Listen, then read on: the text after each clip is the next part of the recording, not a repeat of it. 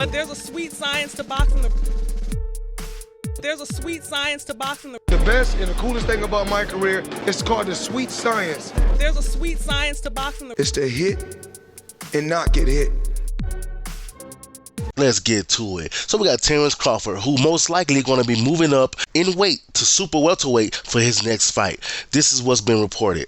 WBO president Paco Valcárcel has revealed that he and Terence Crawford have discussed the possibility of Crawford moving up to super welterweight for his next fight. Crawford could use his status as WBO super champion to automatically become WBO mandatory challenger for Tim Tszyu, who is first set to fight Keith Thurman at 155 pounds catchweight on March 30th. Now, this is something that's not surprising. This is something that was supposed to happen anyway. Crawford saying that he wanted to go ahead and get Errol Spence out the way, and after that, he wanted to go ahead and move up in weight. Moving up in weight was going to be either him landing at 154 or 160, and there was even some talks about him going to 168 and trying to fight Canelo. Oh, look at this guy. But I already told you guys about that. What he needs to do, if he want to go to 168, he needs to get a couple fights under his belt first. He don't need to go up to 168 and challenge Canelo right away. Get some experience at that weight, then come at Canelo. But they saying that the next fight could be 154, and I would love to see this, man. I would love to see him go against Tim Tszyu. This is a perfect matchup right here, in my opinion. It's a perfect matchup.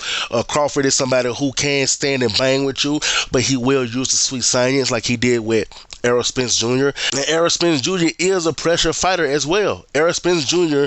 will walk you down and hit you with power shots just like Tim Tszyu. He's a power puncher, pressure fighter. Good. Now, the difference between Tim Tszyu and Errol Spence is that, from what I've seen, Tim Tszyu does have more of an output when it comes to putting pressure. You know, he lands more. It seems as if when he's applying pressure, he throws more combos than what Errol Spence do.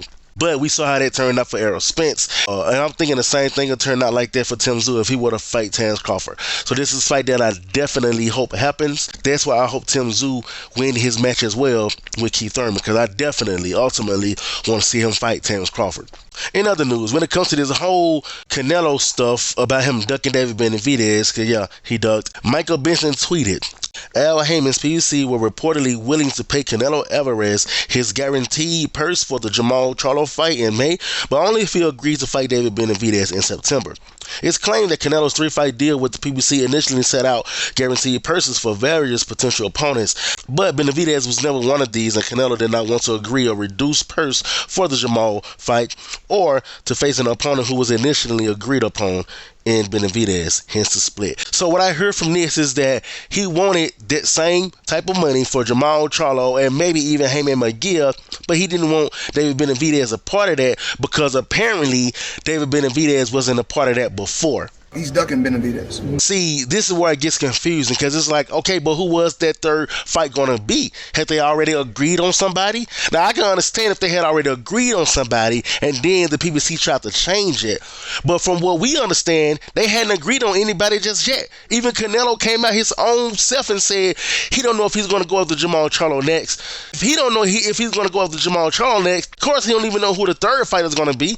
The only thing they know is that it was 3 fights in the contract. And it sounds like to me when they mentioned David Benavidez for that third fight, Canelo tucked his tail and said, nope, I'm not fighting him. You won the belt with nobody. So this all leads back to Canelo just saying he don't want to fight David Benavidez. That's all it is. And I get it. He's somebody who's going to threaten your legacy. I get it. But let's just call it what it is and stop trying to make excuses for him. Stop trying to make excuses for Canelo. This plain out simple, he just ducked. He ducked plain out and simple.